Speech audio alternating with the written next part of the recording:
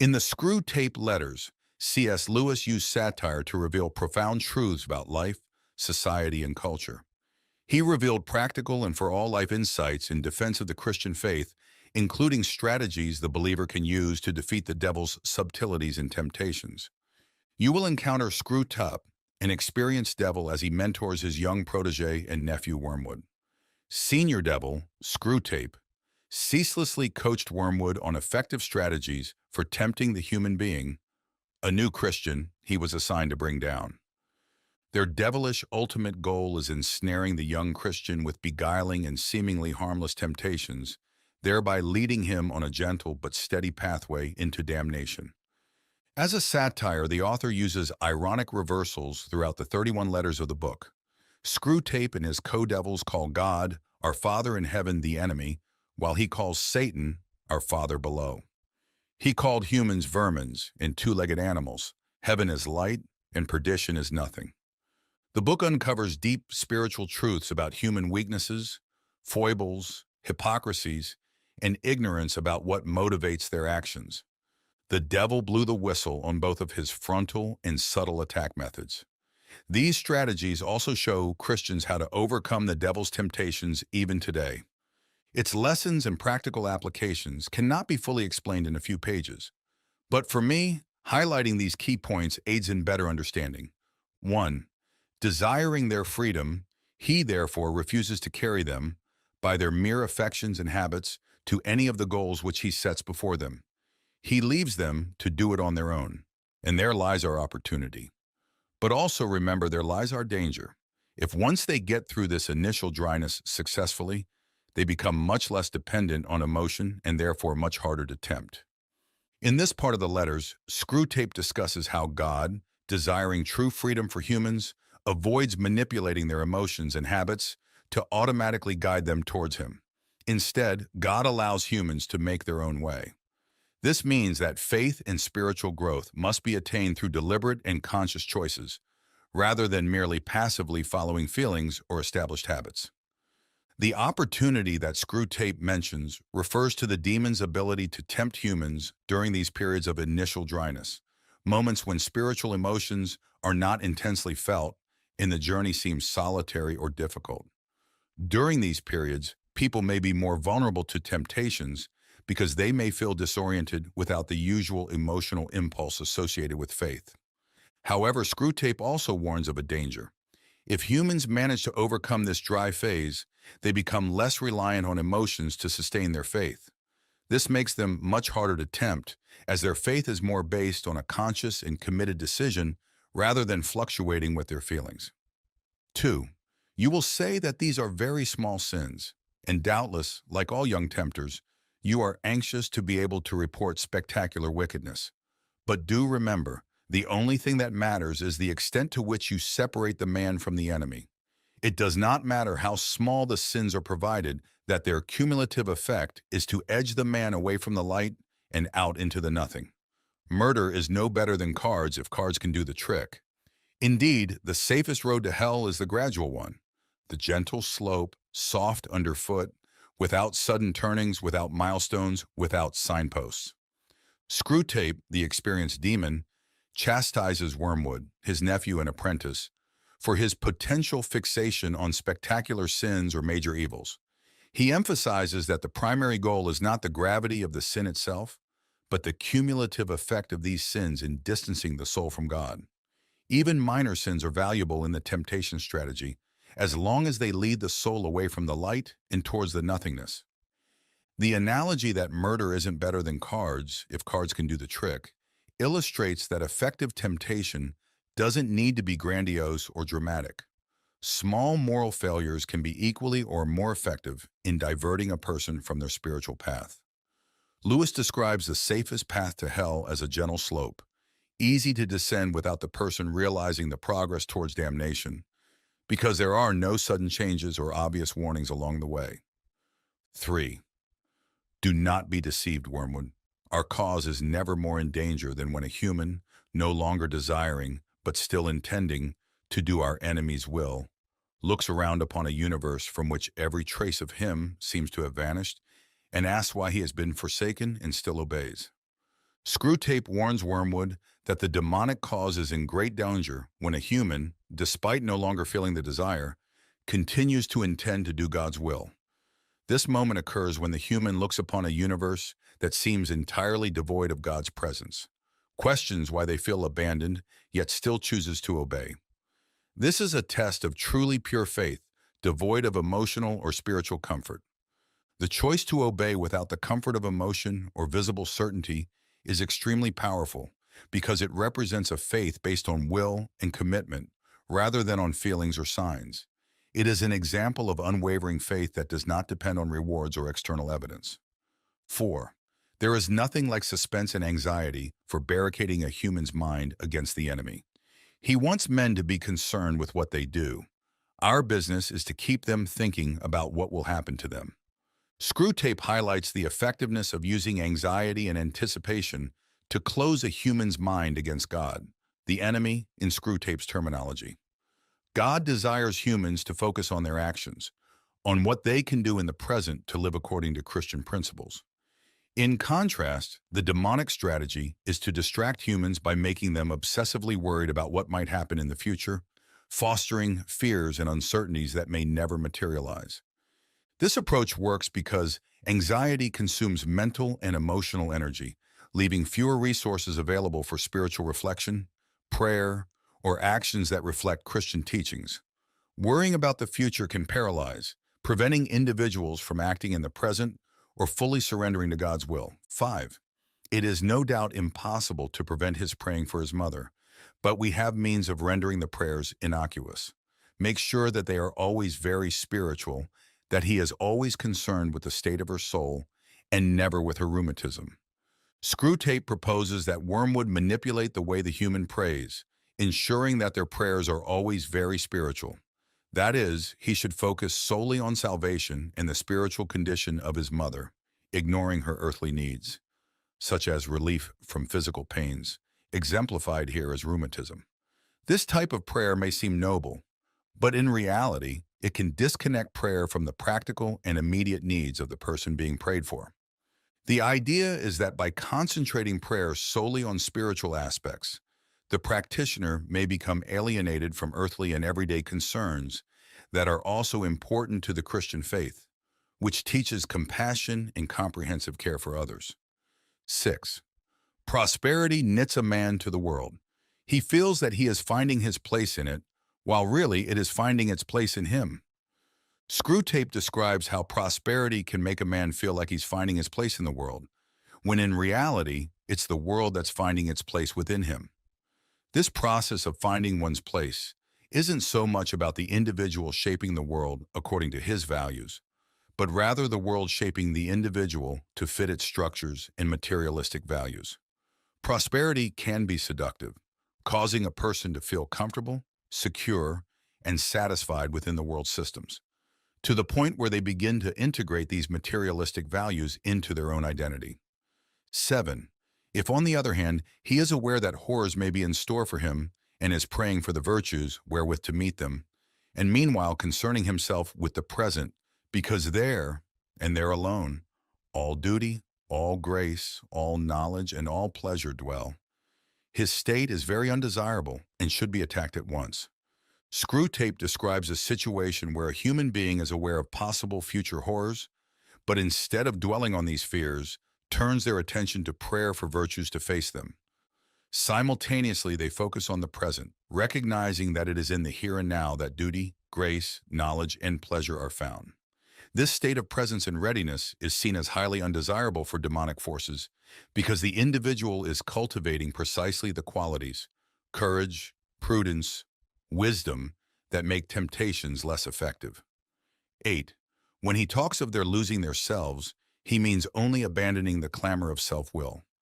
Once they have done that, he really gives them back all their personality and boasts, I am afraid sincerely, that when they are wholly his, they will be more themselves than ever. Screwtape, with his cynical and distorted perspective, describes the transformation that occurs when a human abandons the noise of self-will, the incessant demand for control and personal satisfaction. He reports that according to God, by renouncing this selfish self-assertion, individuals do not lose their identity. On the contrary, they regain their true personality. God returns to them their entire personality and asserts that, once fully devoted to Him, they will be more authentically themselves than ever before. This process is depicted in a way that seems alarming and undesirable to Screwtape, as it leads humans to a deeper closeness and greater dedication to God. 9. All extremes, except extreme devotion to the enemy, are to be encouraged. Screwtape advises Wormwood to foster all kinds of extreme behaviors in humans, with the exception of extreme devotion to God. The reasoning is that extremes in almost anything else can lead to disorder, conflict, obsession, or isolation, all of which can divert a person from a balanced life focused on God. Extremes such as consumerism, fanaticism, moral rigidity, or even obsession with hobbies and interests can create barriers between the individual and God, making the person more susceptible to demonic influence. 10.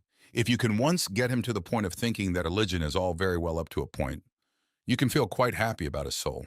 A moderated religion is as good for us as no religion at all, and more amusing. Screwtape suggests that if the human reaches the point of considering that religion is all very well up to a point, then the demons may feel satisfied with the progress of their temptation.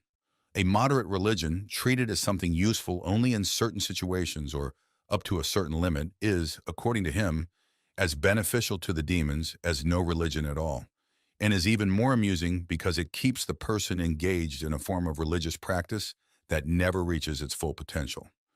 This kind of superficial faith can be manipulated to never seriously challenge the individual's worldly desires, behaviors, or beliefs. 11.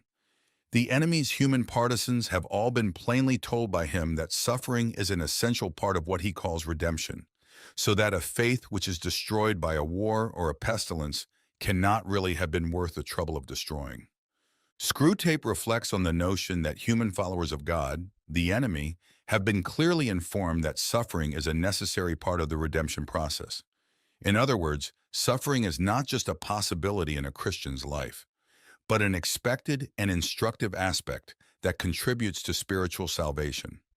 Screwtape suggests that any faith that can be destroyed by disasters like wars or plagues was not strong or valuable enough. It is seen as fragile and easily disposable, and therefore not worth the trouble of destroying.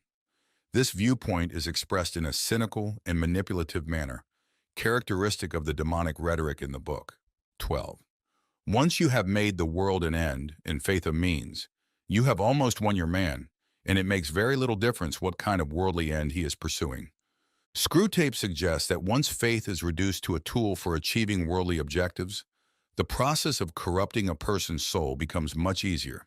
The true essence of faith, which is the pursuit and worship of God as the supreme end, is subverted when turned into a means to attain success, comfort, or power in the material world. This inversion causes the person to lose sight of the true purpose of faith and prioritize their worldly goals over their spirituality. 13. He cannot tempt to virtue as we do to vice. He wants them to learn to walk and must therefore take away his hand. And if only the will to walk is really there, he is pleased even with their stumbles. Unlike God, Screwtape highlights that God cannot tempt people to virtue in the same way that demons tempt them to vice. God, desiring humans to learn to walk for themselves in spiritual terms, sometimes needs to withdraw his hand, allowing them to face challenges and make mistakes. This process is essential for genuine growth in faith and character. It's important to note here that if the will to walk, that is the intention to live virtuously, is present, God rejoices even in human stumbles and mistakes because they are signs of effort and part of the learning process. 14. Hence, we always try to work away from the natural condition of any pleasure to that in which it is least natural, least redolent of its maker, and least pleasurable. An ever-increasing craving for an ever-diminishing pleasure is the formula. Screwtape reveals that the goal is to take the pleasures of the natural state, where they are most authentic and reflect God's goodness, to a state where they are less natural, less evocative of God, and ultimately less pleasurable. The idea is that by doing this, humans experience a constant increase of desire for an ever-diminishing pleasure. This is the formula for creating insidious dependency, where the individual is driven not by satisfaction, but by the need to alleviate the ever-growing desire that is never truly satisfied. 15. As long as he retains externally the habits of a Christian, he can still be made to think of himself as one who has adopted a few new friends and amusements, but whose spiritual state is much the same as it was 6 weeks ago. Screwtape suggests that while a human maintains outwardly the habits of a Christian, such as going to church, reading the Bible, and praying, they may be led to believe that their spiritual state remains unchanged, even if they have adopted new friends and entertainments that are not aligned with Christian values. This scenario highlights the disconnect between the external practices of faith and true inner engagement. The danger lies in believing that the maintenance of external routines is sufficient, while the heart and mind gradually stray from Christian principles. 16. The great thing is to prevent his doing anything. As long as he does not convert it into action, it does not matter how much he thinks about this new repentance. This subtle tactic that demons employ to weaken a person's spiritual effectiveness, preventing good intentions, such as repentance, from translating into practical actions. Screwtape, the demon mentor, is essentially explaining that no matter how much a human may think about repenting and changing their ways, as long as those thoughts do not translate into actual actions, they are harmless from a demonic perspective. This reflects the idea that true transformation and spiritual growth require more than good intentions. They demand concrete and visible changes in behavior and daily practices. 17. Active habits are strengthened by repetition, but passive ones are weakened. The more often he feels without acting, the less he will be able ever to act, and in the long run, the less he will be able to feel. Screwtape describes that active habits, those involving concrete and decisive actions, are strengthened each time they are practiced. On the other hand, passive habits involving inaction or hesitation become weaker with repetition. The crucial point here is that the more often a person feels something without acting on that feeling, the less capable they will be to act in the future. Moreover, eventually, this inactivity not only diminishes the ability to act, but also the ability to feel. 18. About the general connection between Christianity and politics, our position is more delicate. Certainly, we do not want men to allow their Christianity to flow over into their political life, for the establishment of anything like a really just society would be a major disaster. On the other hand, we do want, and want very much, to make men treat Christianity as a means, preferably, of course, as a means to their own advancement, but failing that, as a means to anything, even to social justice. Screwtape, the demonic mentor, explains the delicate approach demons must adopt regarding the connection between Christianity and politics. He emphasizes that ideally, demons do not want Christians to allow their faith to influence their political life significantly, especially if it leads to the creation of a truly just society, which would be seen as a disaster from the demonic perspective. However, if faith must influence politics, demons prefer it to be in a way that serves individuals' personal advancement or any other end that may distort the original purpose of Christianity. This illustrates the idea that faith, when used as a means to an end, can be diverted from its goal of promoting justice and truth. 19. I see only one thing to do at the moment. Your patient has become humble. Have you drawn his attention to the fact?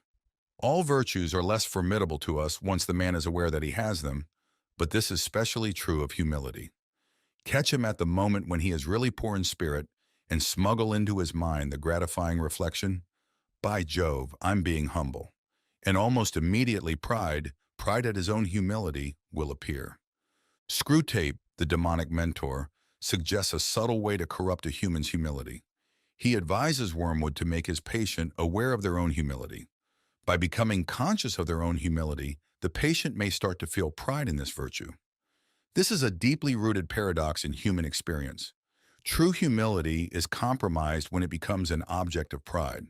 Screwtape emphasizes that once the human recognizes themselves as humble, they may begin to take pride in their humility, which is actually a form of pride, the antithesis of humility. 20. Nothing matters at all except the tendency of a given state of mind, in given circumstances, to move a particular patient at particular moment nearer to the enemy or nearer to us. Screwtape encapsulates the essence of spiritual warfare by emphasizing that nothing is more important than the direction in which a specific mental state leads an individual at any given moment. The demonic objective is to manipulate circumstances and thoughts in such a way that the person moves away from God and towards the demons. On the other hand, divine actions and spiritual influences seek to move the person in the opposite direction, toward God. The struggle, therefore, is not just about good or bad actions in themselves, but about how these actions, motivated by certain mental states, align on a larger spiritual continuum between God and evil. 21. Anything, even a sin, which has the total effect of moving him close up to the enemy, makes against us in the long run. Screwtape, while discussing demonic strategy, indicates that anything that leads a person closer to God, even if it is a sin, is ultimately counterproductive for the demons. The central argument is that if a sin leads to genuine repentance, greater self-awareness, or recognition of the need for God, then that sin serves to strengthen the individual's relationship with God in the long run. This is a reflection on how God can use all things, even human errors and failures, for the spiritual good of people. 22. False spirituality is always to be encouraged. Screwtape suggests that encouraging a spirituality that is superficial or distorted, namely a false spirituality, is an effective tool to keep people away from a true connection with God. This false spirituality can take various forms, such as empty rituals, spiritual pride, obsession with substance-less mystical experiences, or a faith that focuses only on external aspects and fails to transform the heart and life of the practitioner. The goal is to make people feel spiritually fulfilled without actually drawing closer to God or experiencing any genuine change in their lives. 23. But hatred is best combined with fear. Cowardice, alone of all the vices, is purely painful. Horrible to anticipate, horrible to feel, horrible to remember. Hatred has its pleasures. It is therefore often the compensation by which a frightened man reimburses himself for the miseries of fear. The more he fears, the more he will hate. And hatred is also a great anodyne for shame. Screwtape discusses the relationship between hatred and fear, highlighting how these emotions can complement each other in destructive ways. According to him, cowardice is seen as a uniquely painful vice, bringing pain both in anticipation and in experience and in memory. Hatred, on the other hand, offers certain perverse pleasures and serves as a form of compensation for the horrors of fear. A person feeling fear may resort to hatred as a means of rewarding themselves for the discomfort they feel, so that the greater the fear, the greater the potential for hatred. Additionally, Screwtape points out that hatred can serve as an anesthetic for shame, suggesting that this feeling can help cover up the pain of humiliation or guilt. 24. This indeed is probably one of the enemy's motives for creating a dangerous world, a world in which moral issues really come to the point. He sees as well as you do that courage is not simply one of the virtues, but the form of every virtue at the testing point, which means at the point of highest reality. Screwtape suggests that one of God's motivations in creating a world full of dangers is that such conditions bring moral issues to the point, or to a critical juncture where true virtues can be revealed and tested. In this context, courage is not just one virtue among many, but the essential form of all virtues at the moment of their most rigorous test. Thus, courage is seen as the manifestation of any virtue at the point of its highest reality and under maximum pressure. In conclusion, I hope you enjoyed this video and found value in it. If you appreciated the content and wish to see more videos like this, please leave a like, subscribe to the channel, and activate notifications so you don't miss future videos. Additionally, don't forget to check out other videos suggested on the screen. Thank you for your support, and see you in the next video.